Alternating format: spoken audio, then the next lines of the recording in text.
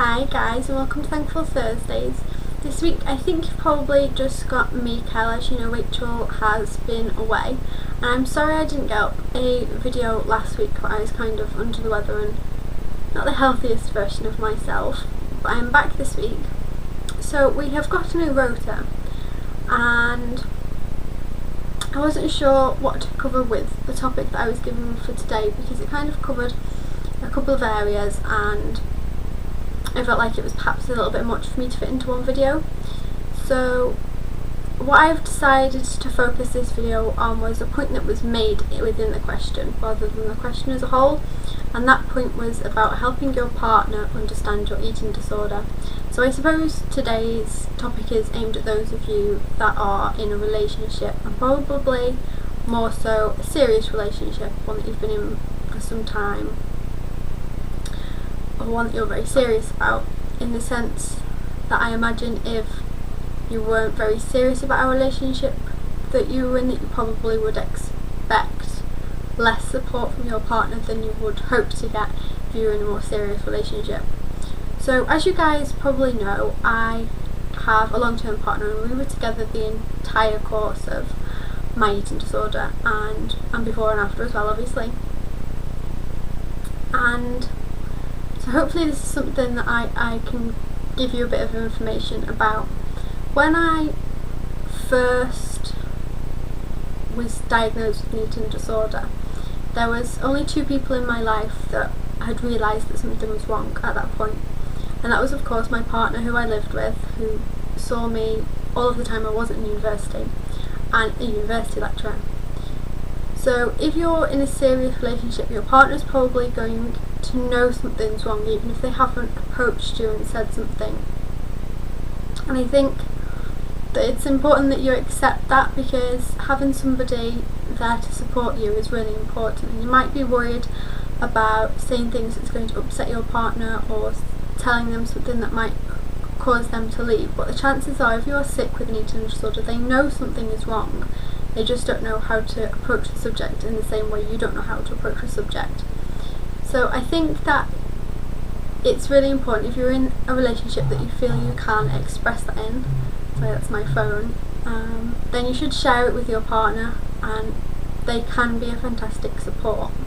But something else I also learned was that you can't expect them to 100% understand your eating disorder. I would absolutely advocate giving your partner information about either something you've written or just generic information about eating disorders, so that they can kind of sit and process that rather than it being a discussion, because it gives them time to think, without you sat there waiting for a response, or without the additional emotions of yours in that time period. I know that it can be a lot to take in when somebody that you love and care about is ill, so I think that's something that's really good to do, give them the time to process the information. And as much information as you give them, and as much as you're telling them, what you have to accept is that they're never going to 100% understand your eating disorder. And I don't think that unless you have, a really good relationship with a therapist and you do really intense work with your eating disorder, I don't think anybody's ever going to completely understand your eating disorder. So as much information as you give them, do kind of cut them some slack in that. Don't expect them to always get everything right, and expect for them to do some things that are wrong. I think in terms of helping them understand, it's really important that you're honest with them. And I know that that's very hard when you're struggling with an eating disorder. It's difficult to be honest with yourself, never mind a second person. But if you can be honest with them, then they're more likely to be able to offer you support, and it's somebody else on your side. I know I've said in the past to people that kind of when I was really sick, anorexia was more of me than I was, if you see what I mean. So anorexia became more than 50% of my person, probably more like 85% of my person. And so little 15% Cal trying to fight against anorexia was quite difficult. But once my partner understood my eating disorder enough to offer me support, that was kind of like an additional person to fight against my eating disorder.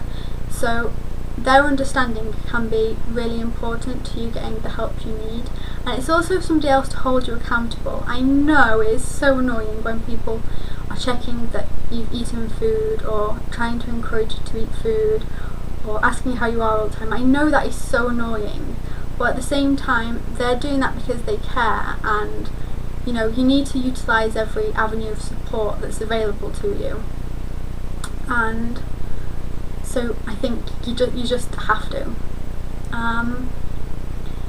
Something else that you probably think is kind of obvious, but that I kind of learned in my recovery, was that your partner's not a mind reader.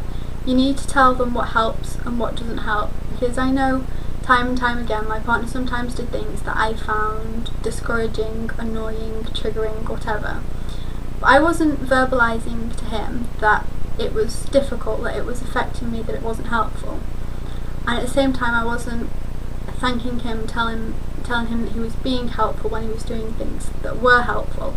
And that was probably largely because I felt kind of conflict between that. Like,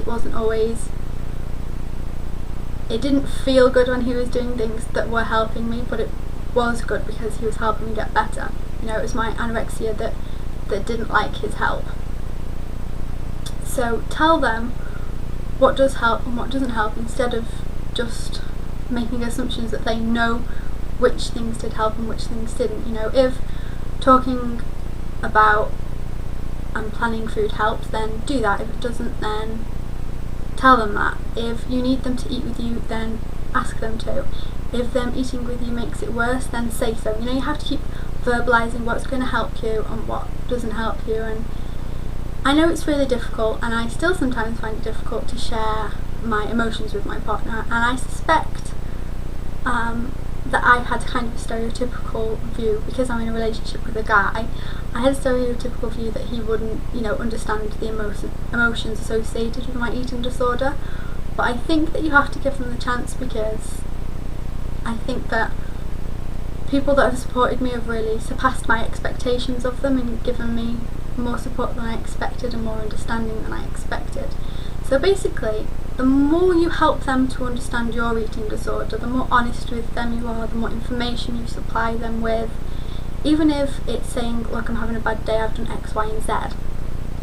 If you're sharing that with somebody and you're giving them understanding of your eating disorder, in the long run they can help you more, and your recovery will be less isolating, and hopefully it'll actually speed up the process. I don't know, because my experiences of having my partner there kind of holding my hand through it all. So I hope that kind of helped somebody in some little way. I hope you're all doing really great, and I'll see you next week, guys. Take care. Bye.